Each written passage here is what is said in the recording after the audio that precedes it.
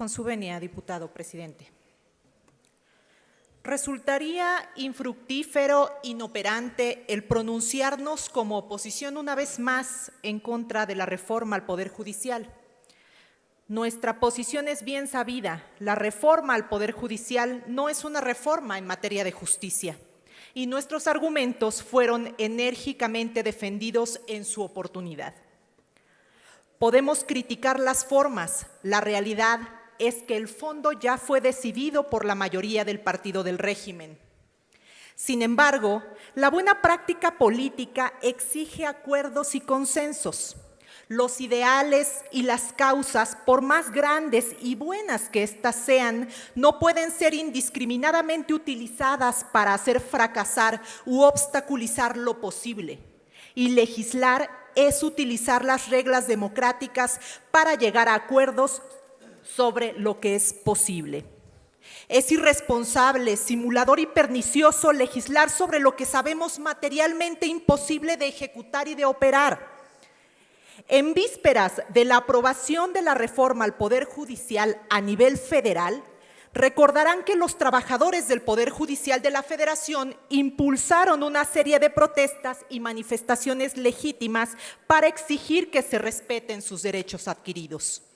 Derechos laborales tan diversos como la estabilidad en el empleo, ascenso y escalafón, capacitación y adiestramiento, condiciones laborales, prestaciones y retiro fueron colectivamente expresados en sus demandas laborales. A pesar de que el artículo 11º transitorio de la reforma antes aprobada señala que los derechos laborales de las personas trabajadoras del Poder Judicial de la Federación serán respetados en su totalidad, la pregunta clave sería, conforme a la reforma y a la normatividad vigente, ¿quiénes se consideran trabajadores del Poder Judicial? Puede parecer obvio, pero este es un dilema que continúa vigente a nivel federal. En el caso específico del Poder Judicial del Estado de México, la respuesta debe de ser todos, sin titubeos, sin segregación ni elitismo.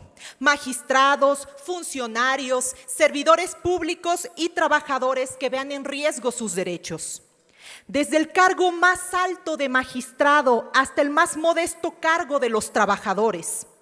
No es suficiente con mencionar que no se afectarán los derechos laborales de los trabajadores del Poder Judicial en discursos o en artículos transitorios. Es necesario establecer cómo es que se protegerán y garantizarán en los rubros presupuestario, procesal y sustantivo. La reforma federal al Poder Judicial, sin una debida adaptación, armonización y sin considerar las particularidades de nuestra entidad, podría afectar y provocar una inestabilidad laboral grave a las personas que actualmente trabajan dentro del Poder Judicial del Estado de México. En el caso de los jueces y magistrados, la reforma al Poder Judicial les dejó únicamente dos opciones: someterse a un proceso de elección popular o presentar su renuncia. Bajo la respetable convicción de que el político no debe de ser juez y el juez no debe de ser político, hay quienes reservarán su derecho a renunciar a su cargo y con justa razón. Por ello, es que en el Grupo Parlamentario del Partido Acción Nacional sometemos a consideración de esta soberanía una reserva al presente dictamen para garantizar el haber de retiro de los y las trabajadoras del Poder Judicial del Estado de México. Se trata, pues, de una afectación presupuestaria justa y razonable que conseguirá un equilibrio entre los derechos de los magistrados como trabajadores con los nuevos procesos de designación y contratación de trabajadores establecidos en la reforma mexiquense. Compañeros y compañeras diputadas, los convocamos a votar a favor de esta reforma y ejercer plenamente nuestra potestad legislativa como un Estado libre y soberano.